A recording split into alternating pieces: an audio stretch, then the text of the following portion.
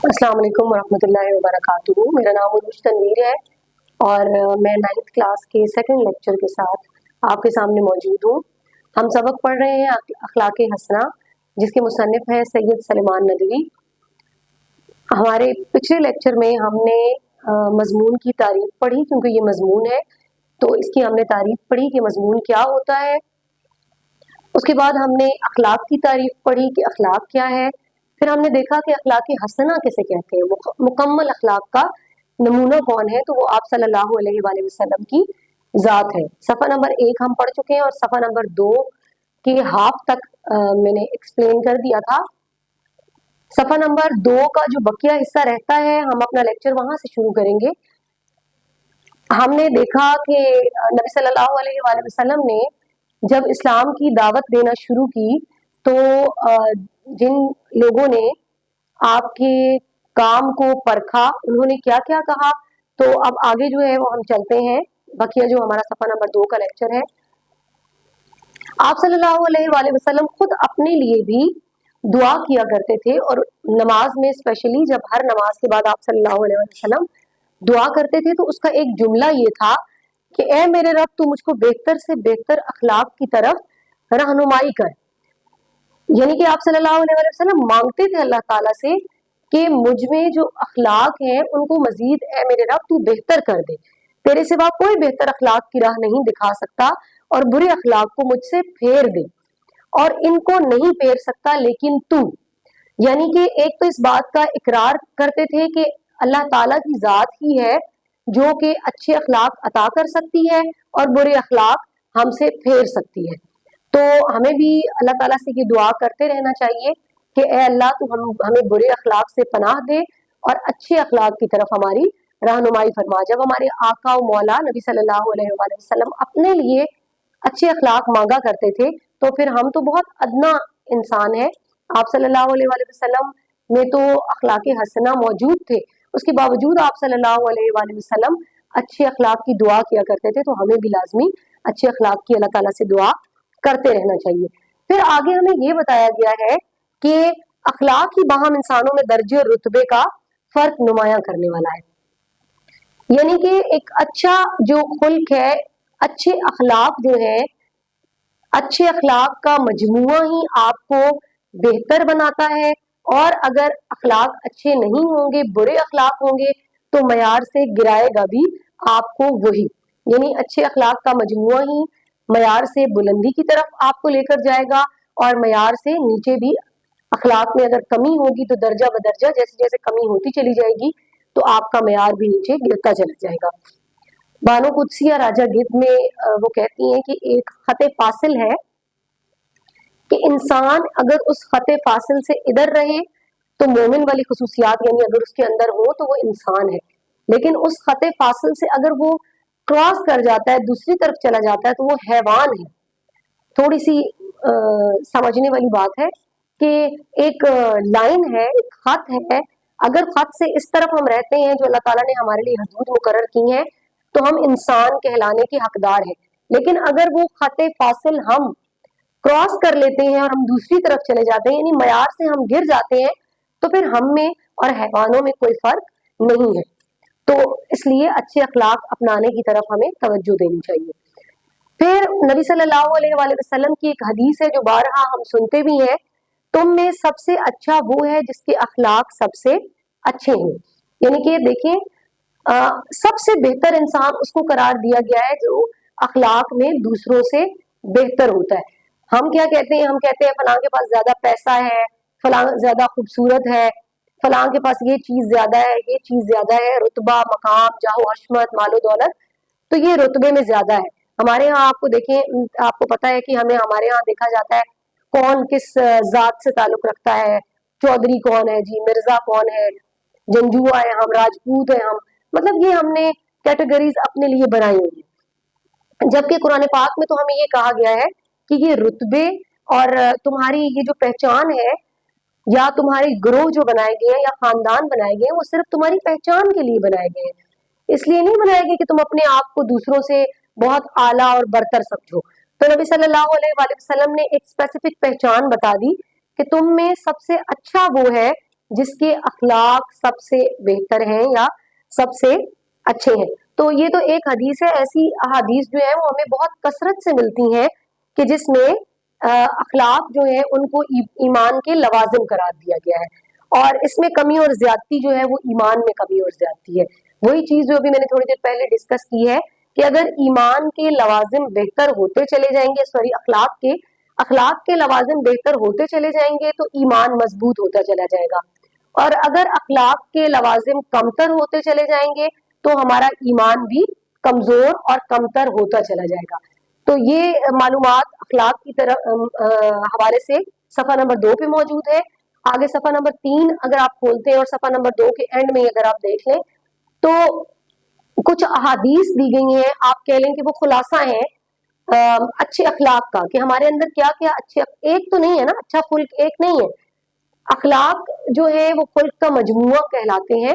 تو کیا کیا اچھے اخلاق ہمارے اندر موجود ہونے چاہیے جو نبی صلی اللہ علیہ وسلم نے درجہ بدرجہ اپنی احادیث میں فرمائے ہیں.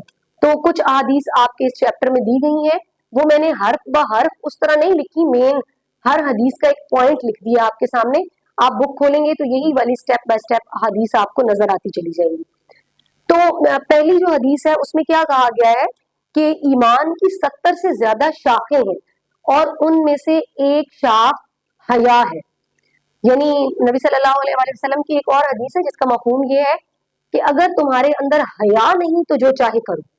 یعنی کہ اگر حیا کا مادہ آپ کے اندر سے ختم ہو جاتا ہے تو آپ بے حیا کہلاتے ہیں, یعنی جس کے اندر کوئی شرم لحاظ نہیں ہے نا. تو کیا ہے کہ ایمان کی 70 سے زیادہ شاخوں میں ایک شاخ جو ہے وہ حیا ہے, کہ ہمیں با حیا ہونا چاہیے. اگر ہم با حیا ہوں گے تو بہت سی برائیاں ہم خود بخود چھوڑ دیں گے. تو دوسرے نمبر پہ جو حدیث ہے اس میں کیا بتایا گیا ہے کہ ہمارے اچھے اخلاق میں یہ بھی آتا ہے سب سے پہلے کہ ہم توحید کا اقرار کریں. دیکھیں, ہم اس دنیا میں آنے سے ہمارا ایمان, ہماری انسانیت ہی تب مکمل ہوتی ہے سب سے پہلے تو اگر ہم اللہ تعالیٰ کی وحدانیت کا اقرار کرتے ہیں. تو توحید کا اقرار سب سے پہلے ہمیں کرنا ہے. اور پھر اس حدیث کا دوسرا حصہ یہ ہے کہ ہمیں ایک مسلمان کے رستے سے تکلیف دہ چیز کو ہٹانا ہے. یہ بھی اخلاق کا سمجھ لیں کہ ایک لیول ہے اچھا, کہ آپ دوسرے کے لیے آسانیاں پیدا کریں, مشکلات مت پیدا کریں, جتنی آسانی آپ کر سکتے ہیں اتنی آسانی پیدا کریں. تو راستے سے تکلیف دہ چیز کو ہٹانا جو ہے وہ بھی اچھے اخلاق میں آتا ہے. تیسری جو حدیث ہے اس میں ہمیں یہ بتایا گیا ہے کہ 3 باتوں سے ایمان کا لطف آپ اٹھا سکتے ہیں, 3 باتوں سے ایمان کا مزہ آپ پا سکتے ہیں. نمبر 1, حق بات کے سامنے جھگڑے سے باز رہنا. یعنی کہ ہمارے یہاں آپ دیکھتے ہیں ارد گرد ہمارے محلے میں, خاندان میں, اسکول کالج میں چھوٹی چھوٹی باتیں ایسی ہوتی ہیں جن پر ہم بڑے بڑے جھگڑے کر بیٹھتے ہیں. اور ان جھگڑوں میں بھی کیا ہوتا ہے کہ پتہ بھی ہوتا ہے کہ حق بات ہے اور اگر ہم بولیں گے تو ہم گنہگار ٹھہریں گے, پھر بھی ہم اپنے جھوٹی انا کے لیے یا فضول میں اپنے کسی دوست کی مدد کرنے کے لیے, بات حق ہے سچ ہے لیکن پھر بھی ہم اس کے مخالف بول اٹھتے ہیں. تو ایسا ہمیں نہیں کرنا. اگر ہم باز رہیں گے تو ایمان کا لطف ہمیں ملے گا. دوسرے نمبر پہ کیا ہے کہ مزاحمت کے باوجود جھوٹ نہ بولنا. یعنی کہ آپ پر کوئی برا وقت آ گیا ہے اور سچ کی گواہی آپ سے مانگی جا رہی ہے اور آپ اس ڈر سے جھوٹ بول دیں کہ کہیں مجھ پر مشکل وقت نہ آ جائے یا مجھے اس مشکل کا سامنا نہ کرنا پڑ جائے, تو یہ ایمان نہیں ہے. ہمیں یہ کہا گیا ہے اس حدیث میں کہ ایمان کا لطف یہ ہے کہ آپ جھوٹ نہ بولیں, چاہے آپ کو جتنے بھی نقصان کا سامنا کرنا پڑ رہا ہو تو آپ سچ کا ساتھ دیں اور سچ بولیں. پھر تیسرے نمبر پہ کیا کہا گیا ہے, یقین کرنا کہ جو پیش آیا وہ ہٹ نہیں سکتا. ہم پر جب کوئی بری تقدیر آ جاتی ہے, کوئی برا وقت آ جاتا ہے تو ہم کیا کہتے ہیں, کاش ہم یوں نہ کرتے. تو کاش کا جو لفظ ہے وہ تو ہماری ڈکشنری سے غائب ہو جانا چاہیے. جب ہم اللہ تعالیٰ پر ایمان رکھتے ہیں نا تو ہمیں اس بات پر بھی ایمان رکھنا چاہیے کہ جو بھی ہوا وہ بہتر کے لیے ہوا, جو ہوا وہ اچھے کے لیے ہوا, اور बहुत सी बातों में आपको पता है कि हमें उस टाइम लग रहा होता है कि ये क्या हो गया हमारे साथ, ये तो बहुत बड़ी ज्यादती हो गई, लेकिन जैसे जैसे टाइम गुजरता चला जाता है हमें तब जाके महसूस होता है, पता चलता है इसमें तो हमारे लिए बहुत ज्यादा बेहतरी थी। तो इसलिए ये नहीं कहना चाहिए काश, जैसे किसी की मौत वाकई हो जाती है हमारे किसी प्यारे की, तो हम कहते हैं काश वो उधर ना जाता, काश वो सॉरी काश वो ऐसा ना करता। तो वो काश का जो लफ्ज है ना, अल्लाह ताला ने जब किसी की मौत वहां पे लिख दी है तो वो कैसे ना जाता।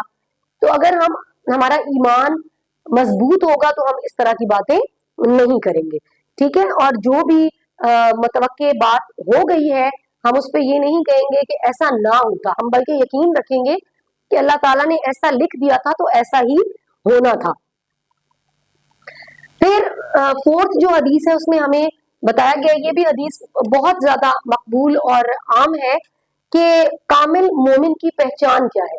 कामिल मोमिन की पहचान ये है कि वो अपने भाई के लिए भी वही पसंद करता है जो अपने लिए पसंद करता है। ये छोटी छोटी चीजें हैं ना, हम अपनी रोजमर्रा और आम जिंदगी में देखते हैं कि हमें जो चीज पसंद नहीं होती ना, या जो हमें अच्छी नहीं लग रही होती, या जो थोड़ी खराब हो जाती है, कि हम कहते हैं कि अब हम किसी को दे देते हैं। नहीं, ये हमारा ईमान ये नहीं होना चाहिए, हमारी जात में एज अ मुस्लिम ये चीज नहीं होनी चाहिए।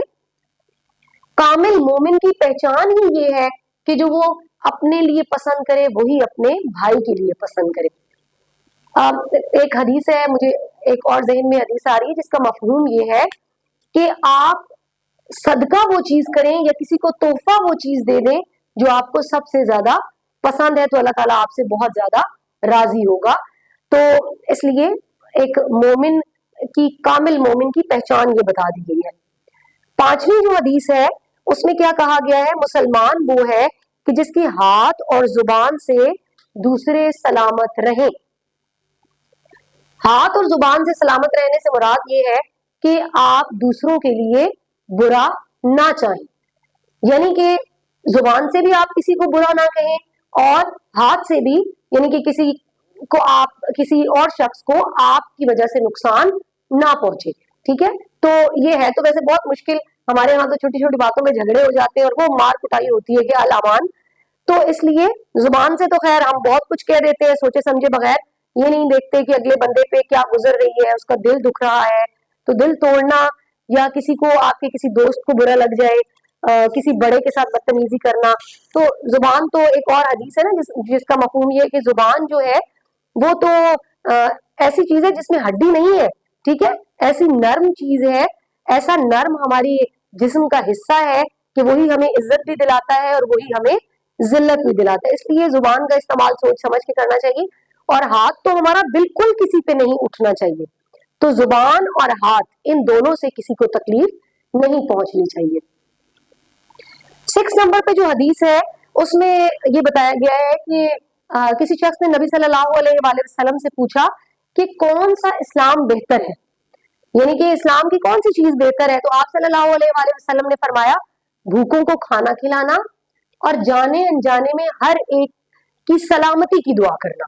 यानी कि कोई भूखा है तो हमारा तो, हम तो बिल्कुल इस्लाम के मुनाफी सारी चीजें कर रहे होते हैं ना, जखीरा अंदोजी हम में आम है, इतनी चीजें हमने जखीरा करके रखी हुई होती हैं, ये नहीं पता कि पड़ोसी भूखा है, ठीक है। तो या पड़ोसी है या कोई और आपका जानने वाला है, उसके हालात की आपको खबर है, तो भूखे को खाना खिलाना बहुत ज्यादा सवाब का काम है। तो भूखे को खाना खिलाना इस्लाम ने बेहतर चीज करार दी नबी सल्लल्लाहु अलैहि वसल्लम ने, और जानते हुए भी और अनजाने में भी। कहा जाता है ना कि आपकी वो दुआ सबसे पहले कबूल होती है जो आप दूसरे के हक में करते हैं, तो वो उसके लिए भी कबूल होती है और आपके लिए भी कबूलियत का दर्जा रखती है कि पहले वो अल्लाह ताला, जब आप सच्चे दिल से किसी के लिए दुआ करते हैं ना, तो पहले अल्लाह ताला आपके हक में उस दुआ को कबूल फरमाते हैं और फिर किसी और के हक में जिसके हक में आपने की होती है। तो इसलिए जानते हुए भी और अनजाने में भी हर वक्त हमें दूसरों की सलामती, अपने साथ साथ दूसरों की सलामती के लिए भी दुआ करते रहना।